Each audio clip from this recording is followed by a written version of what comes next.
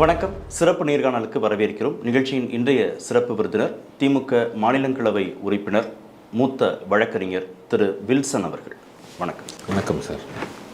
10 மசோதாக்களை ஆளுநர் அவர்கள் நீண்ட நாள் நிலுவையில் வைத்திருந்ததன் அடிப்படையில் உச்சநீதிமன்றத்தில் வழக்கு தொடுக்கப்பட்டு 10 மசோதாக்களுக்கும் உச்சநீதிமன்றம் ஒப்புதல் வழங்கியிருக்கு.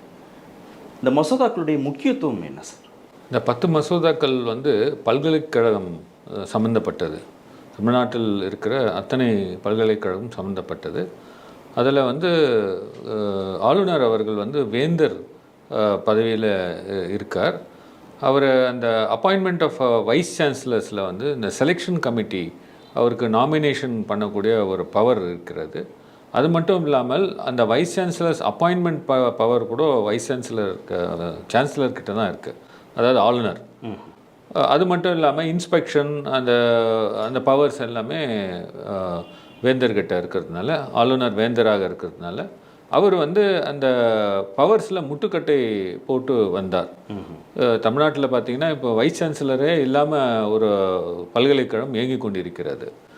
பல வருடங்களாக நிரப்பப்பட முடியவில்லை. சட்டத்தில் வைஸ் சான்சலர் இப்படி தான் அப்பாயிண்ட் பண்ணணுன்னு சொல்லி சட்டப்பிரகாரமே தமிழக அரசு அதுக்கு செலெக்ஷன் கமிட்டிக்கு நாமினேட் பண்ணி கூட அப்பொழுது ஆளுநர் அவருடைய நாமினேஷன் அவரை அனுப்பி கூட அதை ஃபில்அப் பண்ண முடியாத ஒரு சூழ்நிலையை அவர் ஏற்படுத்தி முட்டுக்கட்டை போட்டு வருகிறார். இதனால் சட்டமன்றம் தான் அவருக்கு ஆளுநர் துணை வேந்தர் என்ற பதவியை கொடுத்தது. அந்த பதவியை அவர் துஷ்பிரயோகம் பண்ணதுனால அந்த பவர்ஸை ரெடியூஸ் பண்ணுறதுக்காக தான் இந்த 10 மசோதாக்களில் பல்வேறு அந்த பல்கலைக்கழகங்களில் இது includes even the name change also. சில யூனிவர்சிட்டி மேடம் ஜெயலலிதா அவர்களுடைய பேரை கூட கொண்ட பல்கலைக்கழகமாக மாற்ற அந்த பில்ஸு ஏற்றப்பட்டது. இந்த ஸ்டேட்மெண்ட் ரொம்ப முக்கியமானது. சட்டமன்றம் தான் ஆளுநருக்கு வேந்தருங்கிற பொறுப்பையே கொடுத்ததுன்னா அதை சின்னதாக ரீகால் பண்ண முடியுமா? நிச்சயமாக. இப்போ ஒரு பல்கலைக்கழகம் எப்படி உருவாக்கப்படுகிறதுனா ஒரு சட்டம் மூலிமா தான் உருவாக்கப்படுகிறது. மக்கள் மன்றத்தில் சட்டமன்றத்தில் அவரோட பிரதிநிதிகள் மூலமாக சட்டம் இயற்றப்பட்டு அந்த சட்டத்தில் தான் அவருக்கு வேந்தர் என்ற ஒரு பதவியை அவருக்கு கொடுக்குறாங்க. அவர் சும்மா வானத்திலேருந்து குதிக்கல. முதல்வரே இருந்திருக்கலாமே, ஏன் ஆளுநருக்கு அதை கொடுக்கணும்னு ஒரு சந்தேகம் வரும். நிச்சயமாக. அந்த காலத்தில் என்ன நினைத்தார்கள், ஆளுநர்கள் ஒரு ஒரு அன்பயாஸ்டாக இருப்பாங்க அப்படின்ற மாதிரி. முதல்வர்கள் கூட நீங்கள் குஜராத் எடுத்துக்கோங்க, முதல்வர்களே மாற்றி விட்டார்கள். அப்போ அவங்க அந்த ஆளுநர் இருந்ததை எடுத்துட்டு முதல்வர்களே வேந்தர்களாக குஜராத்தில் பொறுத்த மட்டும் இருந்து வருகிறது. ஸோ கொடுத்த பதவியை பறிக்கவும் செய்யலாம், சட்டமன்றம் பறிக்கவும் செய்யலாம். ஆனால் இந்த பில்ல அவருடைய பவர்ஸை குறைச்சிருக்காங்க. அந்த பொறுப்பை பறிக்கல, இன்னும் அந்த பொறுப்பை பறிக்கல. அது ஒரு காலம் நடக்கலாம், அது சட்டமன்றத்துக்கு தான். இந்த வழக்கில் உச்சநீதிமன்றத்தில் தமிழக அரசு வைத்த முக்கியமான வாதங்கள் என்னென்ன? நிச்சயமாக கான்ஸ்டிடியூஷனுடைய 200 ஆர்டிகல் 200ல் தான் கவர்னருடைய பவர்ஸ் மசோதாக்கள் டீல் பண்ணுறதை பற்றி கிளியராக சொல்லியிருக்கு. அந்த கான்ஸ்டிடியூஷனில் என்ன சொல்கிறாங்கன்னா, முதல் தடவையாக ஒரு மசோதா சட்டமன்றத்திலிருந்து ஏற்றப்பட்டு அனுப்பும் பொழுது கவர்னருக்கு 3 வழிகள் தான் உள்ளது. ஒன்று அந்த பில்ஸை ஒப்புதல் கொடுக்கலாம். ரெண்டாவது அந்த பில்ஸுக்கு ஒப்புதல் அளிக்காமல் நிறுத்தி வைக்கலாம். மூன்றாவது அந்த பில்ஸை குடியரசுத் தலைவருக்கு ஃபார்வர்ட் செய்து வைக்கலாம். இந்த 3 வழிகளும் இண்டிபெண்ட்டாக கவர்னருக்கு செய்ய முடியாது. அதுதான் இந்த வீட்டோ பவர் இல்லை அப்படின்னு சொல்லி இந்த உச்சநீதிமன்றம் அந்த தீர்ப்பில் சொல்லியிருப்பாங்க. நீங்கள் பார்த்தீங்கன்னா பாக்கெட் வீட்டோ, கவர்னர் தன்னிச்சையாக செயல்பட முடியாது. Governor has to act under the aid and advice of the council of ministers. ஒரு தேர்ந்தெடுக்கப்பட்ட இந்த பிரதிநிதிகள் அமைச்சர் ஃபார்ம் பண்ண பிறகு, கவர்மெண்ட் ஃபார்ம் பண்ண பிறகு அந்த அமைச்சரவை கூட்டலில் கவுன்சில் ஆஃப் மினிஸ்டர்ஸ் அவங்க என்ன சொல்கிறாங்களோ அதோடைய எய்ட் அண்ட் அட்வைஸ் பிரகாரம் தான் ஆளுநர் நடக்க வேண்டும். ஸோ இந்த 3 வழிகளும் நான் சொன்ன அந்த அசென்ட் கொடுக்கறது, அசென்ட்டை வித்ஹோல்ட் பண்ணுறது, பிரசிடெண்ட்டுக்கு அனுப்புறது கூட இந்த கவுன்சில் ஆஃப் மினிஸ்டர்ஸ் சொல்கிறபடி தான் அவர் நடக்க வேண்டும். குடியரசுத் தலைவருக்கு அனுப்புவதாக இருந்தாலும் கூட எது இருந்தாலும் சரி, ஒரே ஒரு இதில் மட்டும் டிஸ்கிரிஷன் கொடுக்குறாங்க. சப்போஸ் எய்ட் அண்ட் அட்வைஸ் கொடுத்து கூட அது வந்து அதை மீறியும் பண்ணலாம். எப்போன்னா ஒரு 5 பிரிவுகளில் குடியரசுத் தலைவருடைய ஒப்புதல் கட்டாயமாக பெற வேண்டும் மசோதாக்களில். அந்த 5 பிரிவுகளில் வந்து உச்ச நீதிமன்றம் இந்த நேற்று வந்த தீர்ப்பில் வந்து சுட்டிக்காட்டி இந்த பட்சத்தில் நீங்கள் வந்து எய்ட் அண்ட் அட்வைஸ் கொடுத்தும் கூட நீங்கள் மீறி பண்ணலாம் அப்படின்னு சொல்லியிருக்காங்க. ஸோ அதனால் இந்த நம்மளுடைய வழக்கில் சம்மந்தப்பட்ட மசோதாக்கள் ஆரம்பத்திலிருந்தே பார்த்தீங்கன்னா கவர்னர் வந்து அவர் அந்த வேந்தர் பதவியை வந்து பவர்ஸை குறைக்கிறாங்கன்னு தெரிஞ்சுக்கிட்டு இது எப்படியாவது முறியடிக்கணும், எப்படியாவது இழுத்தடிக்கணும், நிறுத்தி வைக்கணும், நீதிமன்றம் நாங்கள் சென்றாலும் எப்படியாவது அந்த நீதிமன்றத்தை ஓவர் ரீச் பண்ணுற மாதிரி அவங்க யோசித்து அவர் வந்து எப்படியெல்லாம் டிலே பண்ணுமோ பண்ணார். அந்த வாதத்தை தானே நீதிமன்றத்திலையும் ஆளுநர் தரப்பு வச்சாங்க. ஆமாம், ஆளுநருக்கான அதிகாரத்தை குறைக்கும் விதமாக மசோதாவில் சில சரத்துக்கள் இருக்குன்னு அப்படி ஏதாவது இருக்காது? நிச்சயமாக அது வைத்தார்கள்.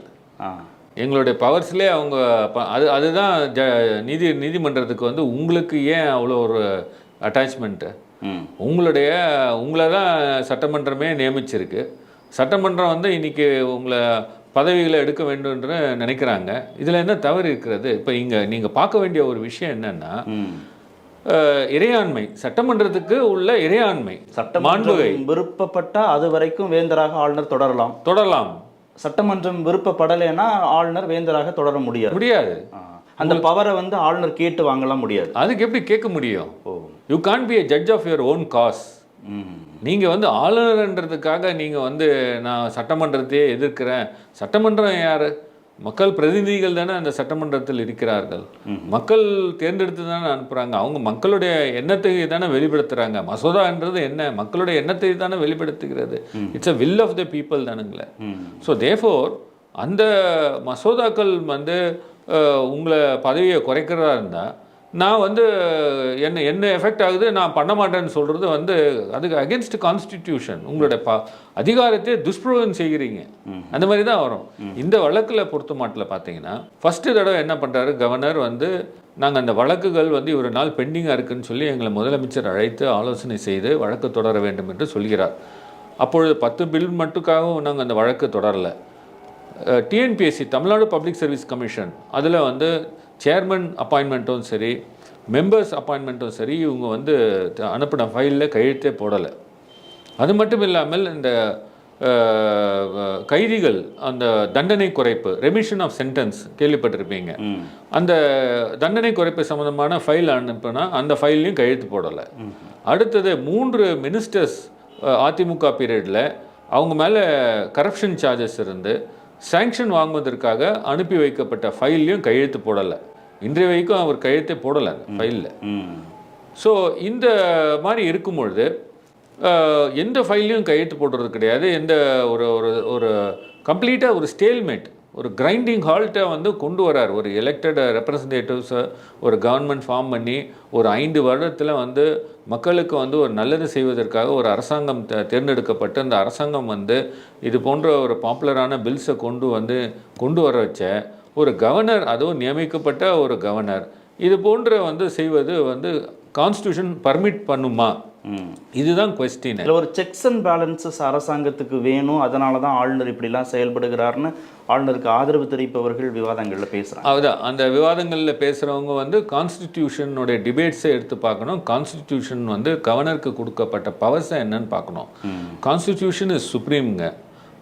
அதில் பார்த்தீங்கன்னா நீங்கள் கவர்னர் வந்து அந்த விவாதங்களில் இந்த கான்ஸ்டியூஷனல் டிபேட்ஸில் என்ன சொல்கிறாங்கன்னா அவருக்கு வந்து ஏன் நியமிக்கப்பட்ட ஒரு ஆளுநராக வச்சுருக்காங்க, தேர்ந்தெடுக்கப்பட்ட கூட வேண்டாம், நியமனம் செய்யப்பட்டவர் ஆளுநர் போதும். ஏன்னா அவர் எப்பொழுதுமே வந்து aid and advice of the council of ministers பிரகாரம் தான் அவர் நடந்து கொள்ள வேண்டும் என்று தான் அவர்கள் எண்ணினார்கள். அப்படி தான் முடிவெடுத்து அந்த அதிகாரத்தை அளந்து கொடுத்தார்கள்.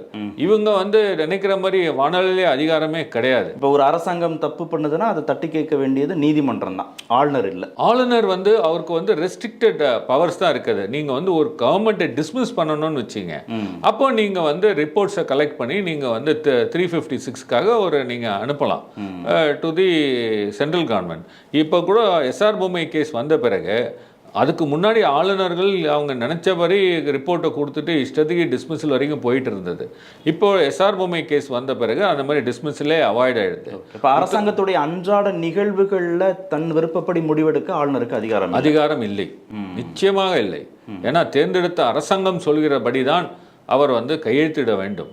அதுதான் வந்து நீதிமன்ற தீர்ப்புகள், அதுதான் அரசியலமைப்பு சட்டத்தில் உள்ளது. உச்சநீதிமன்ற தீர்ப்பில் ஆளுநர் ஒப்புதல் கொடுக்கலாம் அப்படின்னு உச்சநீதிமன்றம் சொல்லாமல் தன்னுடைய பிரத்யேக அதிகாரத்தை பயன்படுத்த வேண்டிய ஒரு சூழல் ஏன் வந்தது? நிச்சயமாக நீங்கள் அந்த வழக்கு வந்த பாதையை நீங்கள் பார்க்கணும்.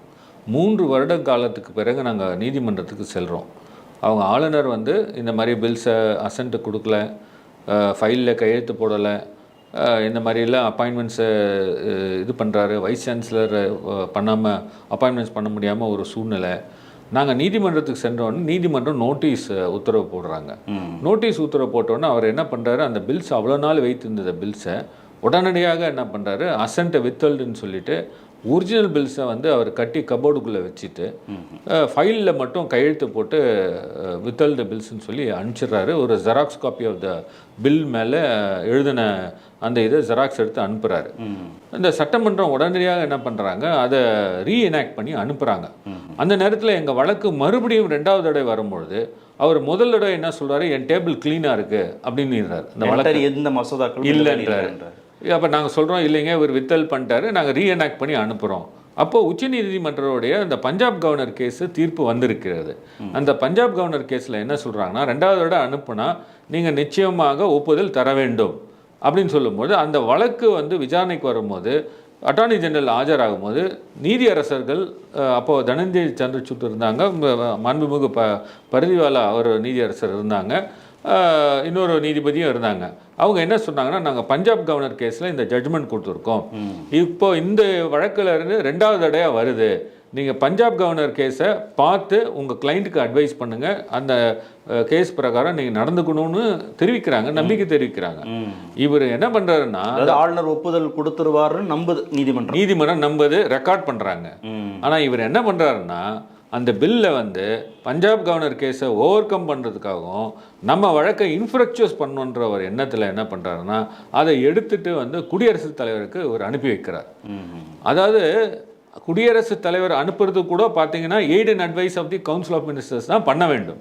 ஆனால் இவர் என்ன பண்ணுறாரு, தன்னிச்சையாக அவருக்கு அதிகாரம் இல்லாத ஒரு ஏரியாவில் அவரே வந்து அதை ஃபார்வர்ட் பண்ணுறாரு. அந்த இடத்துல இன்னும் கொஞ்சம் கிளாரிஃபிகேஷன் சார். குடியரசுத் தலைவருக்கு ஆளுநர் மசோதாக்கள் அனுப்பணும்னா கூட மாநில அமைச்சரவையின் ஒப்புதல் தேவைன்னு சொல்கிறீங்களா? கண்டிப்பாக. கொஞ்சம் நீங்கள் வந்து ஒரு மாநிலம் சட்டமன்றம் ஒரு சட்டத்தை ஏற்றுதுங்க.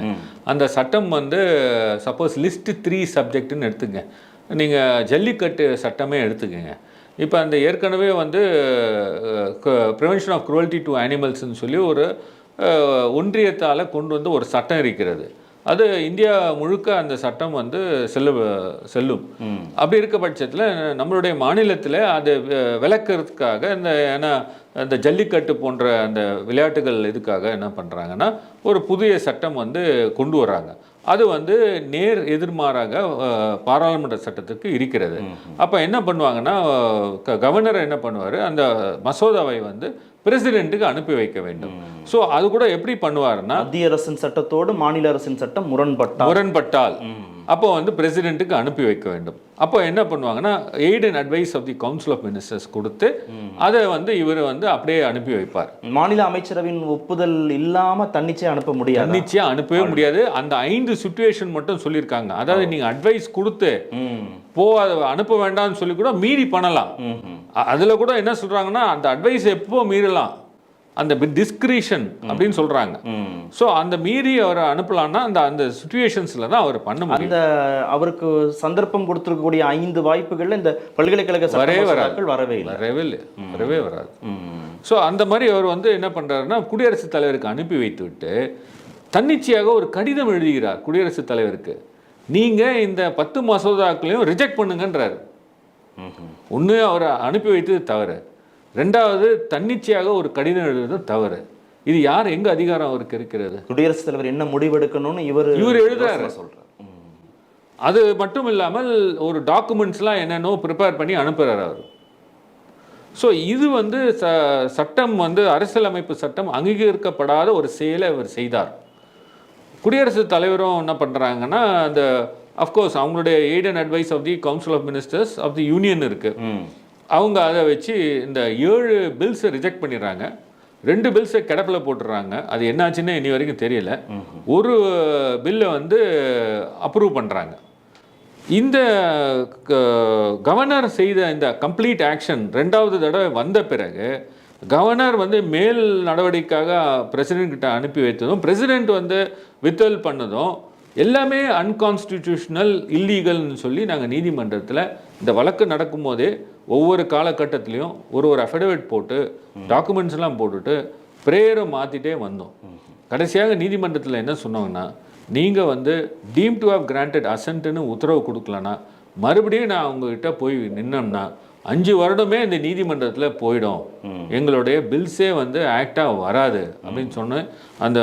இது போன்ற ஒரு நடத்தை உள்ள ஒரு கவர்னரிடம் நீங்கள் வந்து மறுபடியும் அனுப்புனீங்கன்னா எங்கே மதிக்க போகிறாங்க? திருப்பி நாங்கள் உங்ககிட்ட தான் வரணும். ஆகவே நீங்கள் வந்து கான்ஸ்டியூஷனல் இம்யூனிட்டி இருக்குன்னு சொல்லி நீதிமன்றத்தில் உத்தரவு போட்டாலும் மதிக்க மாட்டார். அதனால் நீங்களே டீம் டு கிராண்டட் அசன்ட்னு ஆர்டர் போடுங்கன்னு சொல்லி தான் எங்களுடைய வாதம். உச்சநீதிமன்றத்துடைய இந்த உத்தரவு என்ன முன்மாதிரியை ஏற்படுத்தியிருக்கு?